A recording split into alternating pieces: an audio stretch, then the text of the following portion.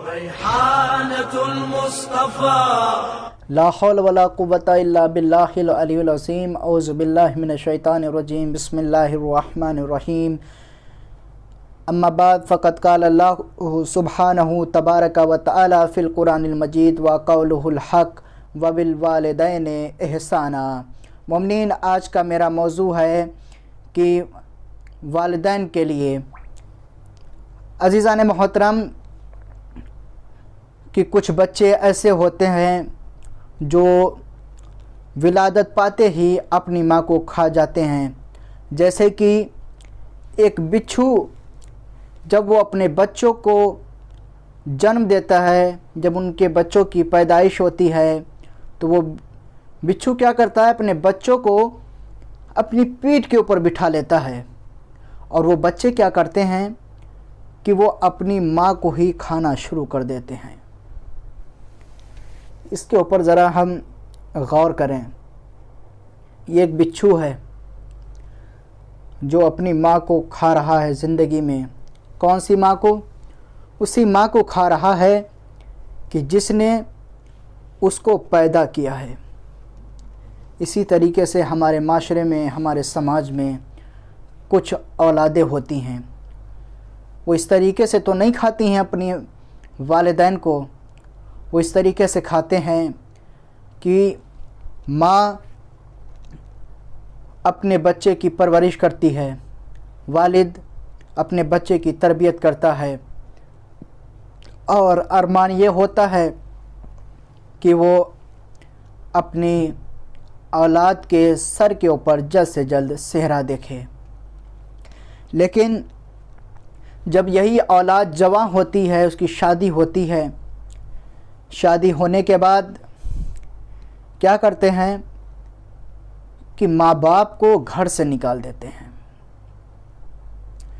अल्लाहु अकबर, अस्तगफिरुल्लाह। अपने माँ बाप को घर से निकाल देते हैं। क्यों? क्योंकि माँ बाप जो हैं वो ज़ईफ़ हो चुके हैं, वो किसी काम के नहीं बचे। ये मत भूलो कि ये वही तुम्हारे माँ बाप हैं जिन्होंने तुम्हारी तरबियत की है, जिन्होंने तुम्हारी मशक्क़त की है।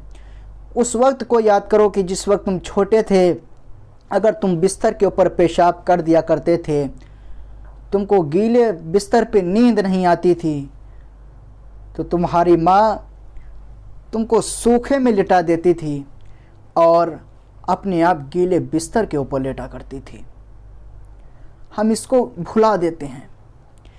आजकल का दौर और आजकल का माशरा जैसे कि तरक्की करता जा रहा है कि वो दो चार इंग्लिश के लफ्ज़ क्या आ गए, जहाँ शादी हुई एक लफ्ज़ इस्तेमाल करने लगते हैं कि माई वाइफ माई लाइफ।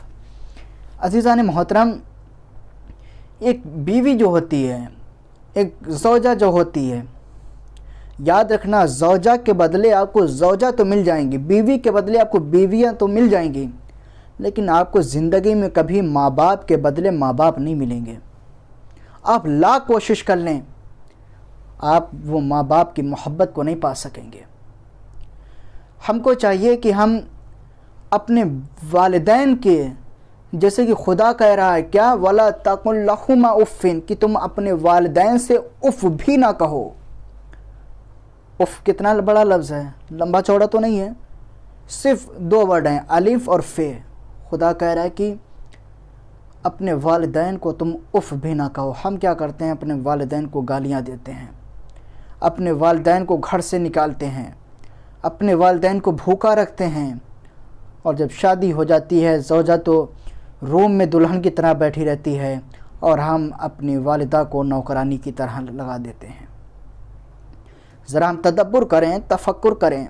याद रखिएगा, अगर आज हम ये जुल्म कर रहे हैं अपने वालिदैन के ऊपर, तो वो दिन भी याद रखिए कि जैसे कि रसूल खुदा सल्लल्लाहु अलैहि वसल्लम इरशाद फरमाते हैं कि कमा तज़रउ व तहसदु, जैसा तुम बोगे वैसा ही तुम काटोगे।